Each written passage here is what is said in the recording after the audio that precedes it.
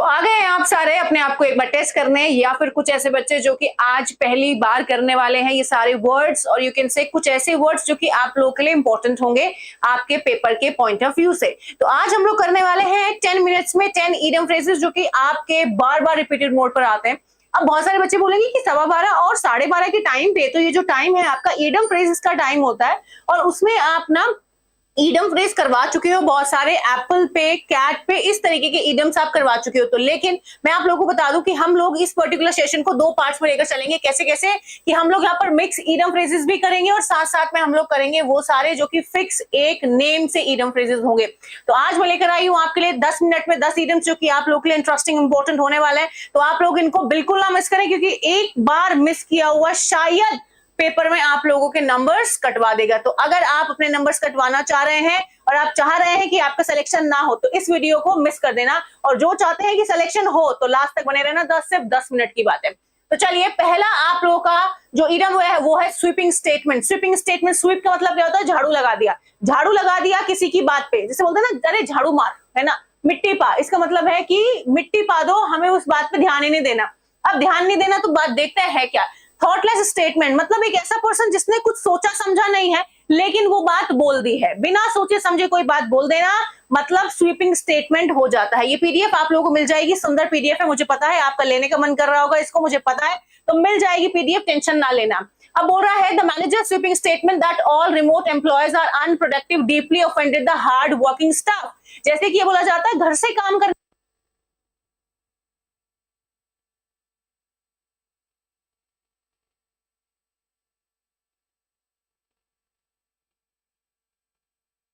अच्छा काम करते हैं, आपको पता है, क्योंकि वो जो लोग होते हैं वो ज्यादा काम कर रहे होते हैं। क्या कर रहे होते हैं? वो जो लोग हैं ना वो ज्यादा काम कर रहे होते हैं आपके, ठीक है। वो जो लोग हैं वो आपका ज्यादा काम कर रहे होते हैं।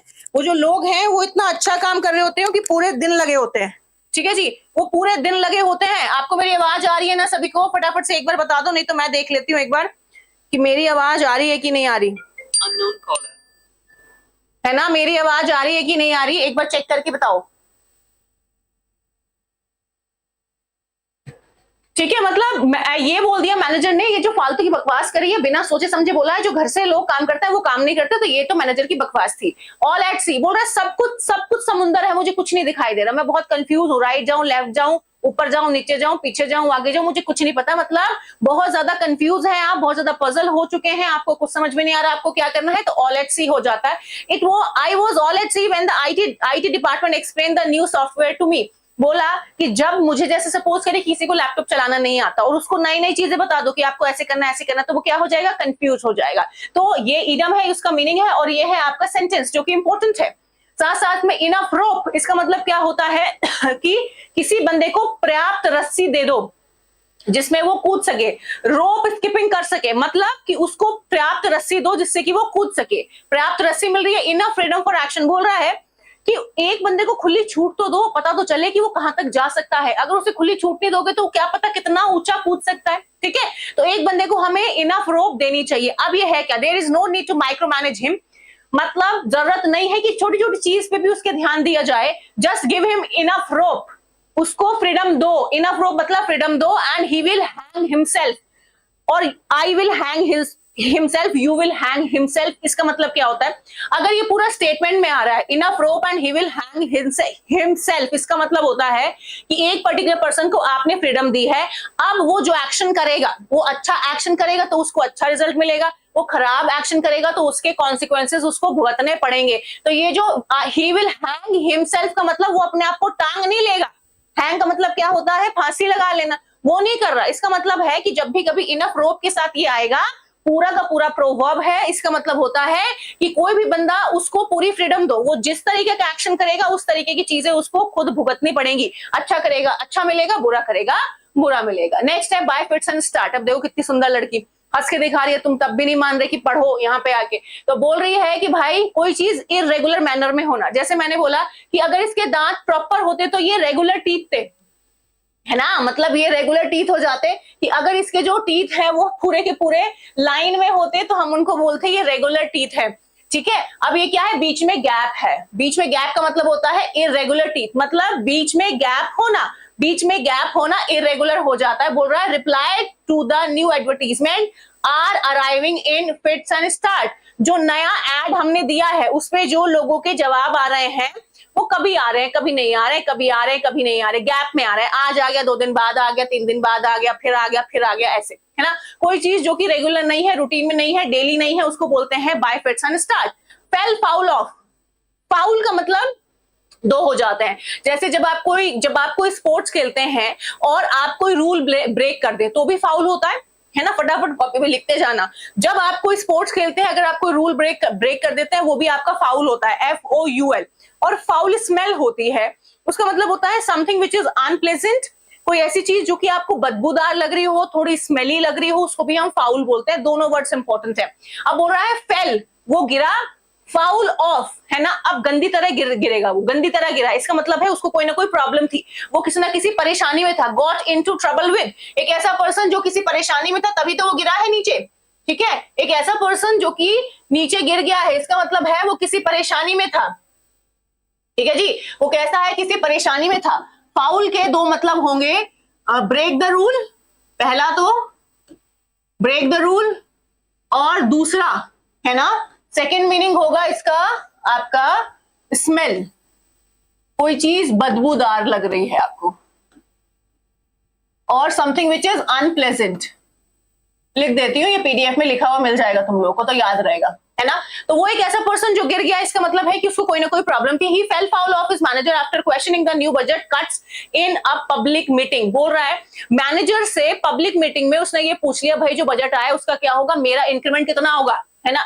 तो अगर आप अपने हित की बात कोई पूछ लेंगे, वो भी पब्लिकली किसी मैनेजर से, तो उसको तो मिर्ची लगनी तय है। तो वो परेशानी में आ गया। अब मैनेजर उसके पीछे नहा धो के हाथ धो के पड़ जाएगा।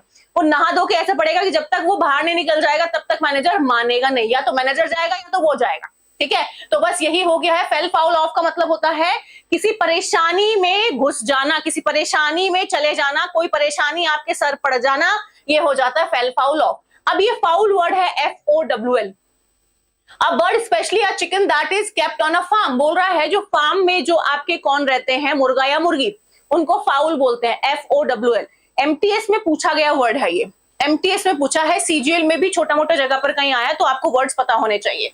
नेक्स्ट है ईडम टोकन स्ट्राइक। टोकन आपको पता है, जैसे कि सपोज करें कि मैं कहीं घर लेने जाऊं और मैं बोलूं कि भैया मैं 20,000 रुपए दे रही हूं तुम्हें और 5 लाख रुपए का घर है। वैसे तो ये बड़ा मतलब ऐसा मिथ है कि 5 लाख रुपए में कोई घर आना पॉसिबल नहीं है, लेकिन सपोज करिए 5 लाख की कोई चीज लेने जा रही हूं मैं और मैंने 20,000 रुपए टोकन मनी दे दी है कि भाई ये मेरी टोकन मनी है। अब इसके आगे आपको क्या करना है कि जब आप मुझे पोजेशन दोगे या फिर वो सामान दोगे तब मैं पूरे पैसे दे दूंगी। अब हुआ क्या कि टोकन मनी भी उसने मेरी नहीं दी और मेरा सामान भी मुझे नहीं दिया, तो मैं क्या करूंगी, जाके उसके ऊपर 2 रैपट मारूंगी, उसके थप्पड़ मारूंगी और स्ट्राइक कर दूंगी कि मुझे चाहिए मेरे पैसे।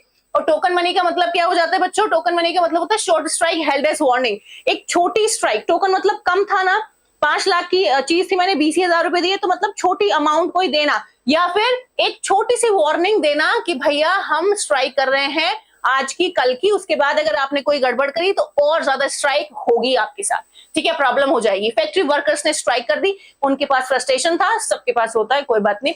उन्होंने बोला कि अगर हमारी बात नहीं मानी तो स्ट्राइक तय है, हमारी बात मानिए, ठीक है। Face the music. अब ये देख लो, आपको लग रहा है कि किसी काम पे बैठा हुआ है ना, और ये नाच रहा है। आपको पता है अपने काम पे अगर आप नाच रहे हैं बिना किसी फेस्टिवल के, ओकेजन के, इसका मतलब है कि आपके लगने वाले, है ना। अब इसका मतलब क्या है, गेट रेप्रिमेंटेड। रेप्रिमेंटेड का मतलब होता है कि आपको पनिशमेंट मिलेगा, आपको इस चीज की सजा मिलेगी। आप काम पे बैठे और आपका म्यूजिक चला है और आप डांस कर रहे हैं, इसका मतलब है कि आपको पनिशमेंट मिलने वाला है।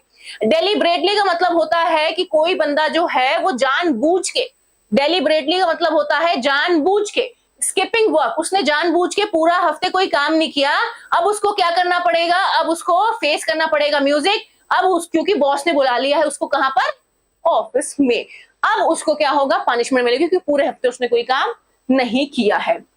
नेक्स्ट है लुक डाउन अपॉन। लुक मतलब देखना, डाउन मतलब नीचे, अपॉन मतलब ऊपर।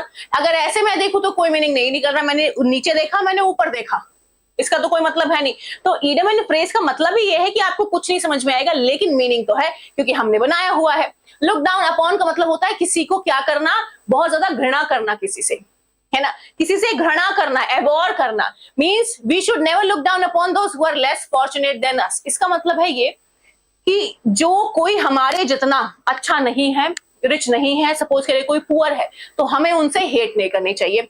अगर मैं बहुत सुंदर हूं तो अगर कोई सामने वाला सुंदर नहीं है तो मुझे उससे हेट नहीं करनी चाहिए। तो लुक डाउन अपॉन, देखना नहीं चाहिए हमें नीचे, हमेशा सबको हमें ऊपर रखना चाहिए अपने से, ठीक है। तभी जाके भगवान जो बैठे हैं ना ऊपर, वो हमें आशीर्वाद देते हैं, ब्लेसिंग्स देते हैं। तो कभी भी हमें किसी से हेट, घृणा नहीं करनी चाहिए। नेक्स्ट नंबर है flogging a dead horse. Flogging a dead horse का मतलब होता है अपना टाइम वेस्ट करना पूरी तरीके से। आपने अपना समय पूरा बर्बाद कर दिया। जैसे कि आप बोलो कि 2025 में मैम आप तो थे नहीं, आप बिजी थे, आप पूरा 2025 आपने हमसे बात नहीं की, हमें पढ़ाया नहीं, है ना। अब नहीं पढ़ाया है, मई तक पढ़ाया तो है, फिर उसके बाद ही थोड़ा सा मैंने गैप लिया। तो 2025 में आपने मैं नहीं पढ़ाया, मेरा पूरा टाइम वेस्ट हो गया। लेकिन अब मैं आपको पढ़ाया तो आपका टाइम वेस्ट नहीं होगा। तो 2026 में मैनिफेस्ट करो कि हम लोग कुछ अच्छा करने वाले हैं। एसएससी सीजीएल का नोटिफिकेशन आ गया है और अगर सितंबर टाइप में पेपर होगा तो अभी आपके पास काफी समय है। बोल रहा है wasting time in users effort. आपको बोल रहा है घोड़े को, है ना, घोड़े को मारे जा रहा है, मारे जा रहा है, मारे जा रहा है। किससे मार रहा है? चाबुक से, है ना। चाबुक का नाम होता है, याद रखना, चाबुक का नाम होता है विप, है ना, विप, WHIP। चाबुक का मतलब होता है विप। हॉर्स विपिंग का मतलब ही होता है घोड़े को चाबुक से मारना, हॉर्स विपिंग, है ना। ये विप है, WHIP, है ना। अभी बोल रहा है कि आप क्या कर रहे हो, मरे हुए घोड़े को मार रहे हो। मरे हुए घोड़े को क्या करोगे मार के, कोई फायदा तो है नहीं, वो तो मर चुका है, आप टाइम वेस्ट कर रहे हो। आप कह रहे हो उठ और चल, उठ और चल। 12 मिनट होगी, 10 मिनट की बात करी थी, कोई बात नहीं। अंडर अ क्लाउड, इसका मतलब है कि कोई बंदा जो है वो बादलों के नीचे बैठा हुआ है। जब भी कभी आप बादलों के नीचे बैठते हैं आपको बड़ा अच्छा लगता है, क्योंकि जब आप टॉप पे पहुंचेंगे ना कहीं पर भी, तो बादल आपके बहुत क्लोज हो जाएंगे। जब मैं केदारनाथ जी गई थी, केदारनाथ बाबा के द्वार पे, तो बादल बिल्कुल मेरे सर पे थे और मुझे तो बड़ा अच्छा डिवाइन फीलिंग आ रही थी। लेकिन यहाँ बोल रहा है जैसे ही कोई आपको बोल दे you are under a cloud, इसका मतलब है कि तुमने कोई गलत काम कर दिया है और तुम संदेह में आ चुके हो, अंडर सस्पिशन। बोल रहा है जो मनी, पैसे चुराए गए हैं जेन की डेथ से, अब सारे लोग क्या आ गए हैं? Under a cloud. मतलब जेन की डेथ से किसी ने पैसे चुराए, अब सारे लोग क्या आ गए हैं? डाउट में आ गए। सबको संदेह के घेरे में रखा हुआ है कि किसने चुराए, किसने चुराए, किसने चुराए। तो ये थे आपके 10 ईडम्स। होपिंग कि आप लोगों को समझ में आए होंगे। एप्पल वाले ईडम्स मैं आपको करा चुकी हूँ, बहुत इंपॉर्टेंट है ये आज के 10 ईडम्स, जो कि मैं आपको 10 मिनट में करवाने वाली थी। मुझे ऐसा लगता है कि आप लोगों को इस तरीके से अपने आप को तैयार करना चाहिए कि एसएससी सीजीएल में कुछ भी ना छूटे आपका। आप लोगों को ध्यान रखना है कि आपकी तरक्की सिर्फ आपके हाथ है और किसी के हाथों में नहीं है। तो इन हाथों से अच्छे काम करिए। सबसे पहले दुआ मांगिए, दुआ मतलब प्रेयर करिए, ऐसे जय जय श्री राम करिए, भोलेनाथ की जय करिए, और इन हाथों से लिखिए, पढ़िए, वो सब काम करिए जो कि आपके फ्यूचर को बना सके। हाथों की लकीरें सिर्फ हाथ ही बना सकते हैं और कोई नहीं, ठीक है। बहुत बहुत शुक्रिया आप सभी का। ऐसे ही बने रहे मेरे साथ रोज 12:15 बजे। अगर किसी दिन 12:15 बजे क्लास लगी है तो इसका मतलब है कि मैं आप लोगों को करवाने वाली हूँ नेम वाले ईडम फ्रेजेस। मतलब कि अगर मैं बात करूं तो मैं आपको कराने वाली हूँ ऐसे, ईडम्स ऑन एप्पल, ईडम्स ऑन कैट, ऐसे। लेकिन अगर किसी दिन 12:30 बजे क्लास लगी है, इसका मतलब है मैं आपको टॉप 10 ईडम्स करवाने वाली हूँ। आप लोगों को ध्यान रखना है कि आप लोगों की क्लासेस 12:15, 12:30 वो ऐसे चलेंगी आपकी शफल में कि कभी कोई 3 बजे और रात के 8 बजे आपकी डेली क्लासेस होती हैं। आप लोगों को मिस आउट नहीं करना है और मेरे साथ बने रहना है। बहुत बहुत शुक्रिया आप सभी का ज्वाइन करने के लिए। और साथ साथ में आपने लाइक भी किया हुआ है, शेयर भी किया हुआ है, चैनल सब्सक्राइब भी किया हुआ, तो आपसे अच्छा बच्चा कोई है नहीं। बहुत बहुत शुक्रिया है आप सभी का। Thank you so much everyone.